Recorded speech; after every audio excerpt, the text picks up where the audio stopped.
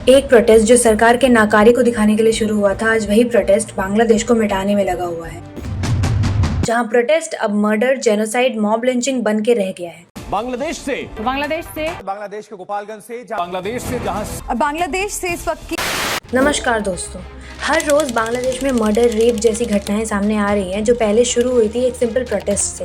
Protest करने का reason था सरकार द्वारा लगाई गई रिजर्वेशन सिस्टम, जहां सरकारी नौकरी पर 30% सीटें फ्रीडम फाइटर्स के बच्चों के लिए रिजर्व रखा गया था, जिसका फायदा सिर्फ शेख हसीना की पार्टी द अवामी लीग को हो रही थी, जिससे स्टूडेंट्स काफ़ी ज़्यादा नाराज़ थे, जिसके लिए वो प्रोटेस्ट कर रहे थे और उनकी मांग थी कि इस रिजर्वेशन को पूरी तरह से हटा देना चाहिए। लेकिन ये रिजर्वेशन सिस्टम लाया गया, आखिर इसको लागू करने का रीज़न क्या था?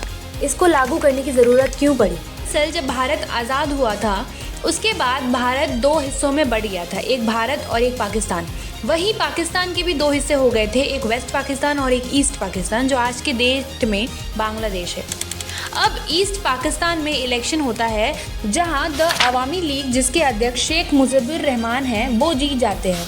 लेकिन वेस्ट पाकिस्तान इस इलेक्शन रिजल्ट को मानने के लिए इनकार कर देता है और धीरे धीरे तनाव बढ़ता जाता है, प्रोटेस्ट होता है और देखते ही देखते ये एक वॉर में तब्दील हो जाता है। 16 दिसंबर 1971 को Pakistan army, joint liberation force और इंडियन आर्मी को सरेंडर कर देता है। यहाँ 93,000 लोगों के साथ लेफ्टिनेंट जनरल नियाजी और एडमिरल शरीफ को एज प्रिजनर्स ऑफ वॉर ले लिया जाता है और ईस्ट पाकिस्तान को इंडियन आर्मी को सरेंडर एक्ट के तहत सौंप दिया जाता है, जहां फिर शिमला एक्ट होती है और ईस्ट पाकिस्तान बांग्लादेश बन जाता है। वॉर से वापस लौटने के बाद शेख मुजिबुर रहमान ये वादा करते हैं कि जिन्होंने भी बांग्लादेश को आज़ाद कराने में मदद की है, जो भी शहीद हुए हैं, उनके साथ इंसाफ करेंगे। वापस आने के बाद उन्होंने मुक्ति योद्धा, यानी कि वो लोग जिन्होंने लड़ाई लड़ी है, उनके लिए एक रिजर्वेशन कोटा बना दिया और साथ ही साथ उन औरतों के लिए भी कोटा रिजर्व किया गया जिनको पाकिस्तानी आर्मी ने टॉर्चर किया था। मगर 15 अगस्त 1975 को रिबेल आर्मी ने मुजिबुर रहमान के साथ उनकी फैमिली को भी मौत के घाट उतार दिया। उसके बाद रिजर्वेशन सिस्टम में कई बदलाव किए गए।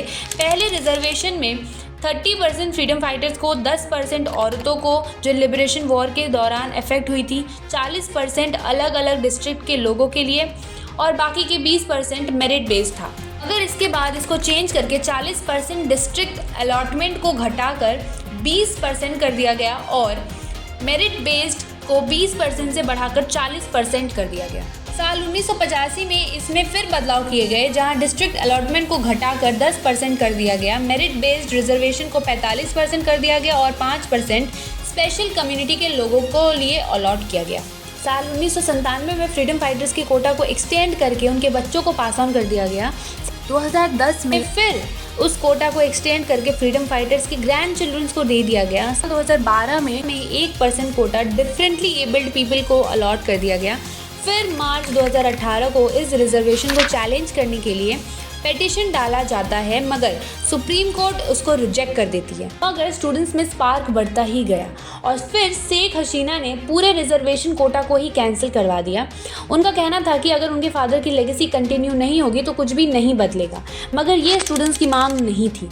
2018 से 2020 तक शेख हसीना ने अपने फैसले से नहीं मुकरी और 2020 में ये ऑर्डर ऑपरेशनल हो गया। शेख हसीना ने आर्मी डिप्लॉय कर दिया और साथ ही साथ यूनिवर्सिटीज़ भी बंद कर दी, मगर आर्मी जनरल इससे नाखुश थे और उन्होंने अपने सारे ट्रूप्स को वापस बुला लिया और फिर डेली दंगों की न्यूज़ आने लगी और फिर रातों रात शेख हसीना रिज़ाइन करके देश छोड़ के चली जाती है। ऐसा माना जा रहा है कि आर्मी के द्वारा उनको वार्निंग दी गई थी कि वो इस टाइम देश छोड़कर चली जाएं, वरना अंजाम बुरा होगा। शेख हसीना के रिलेटिव्स क्लेम करते हैं कि बांग्लादेश शेख हसीना के लिए सेफ नहीं था, इसीलिए हमने कहा कि उन्हें देश को छोड़कर चले जाना चाहिए। ऐसे तो हमारी सेकुलर कंट्रीज ये क्लेम करती है कि माइनॉरिटी सेफ है दूसरे कंट्रीज़ में, सिर्फ इंडिया में ही नहीं है, मगर बांग्लादेश की ये घटना तो कुछ और ही कहानी बयां कर रही है, जहां रेप किए जा रहे हैं, मंदिर तोड़े जा रहे हैं, यहाँ तक कि सेलिब्रिटीज़ को भी नहीं छोड़ा जा रहा है।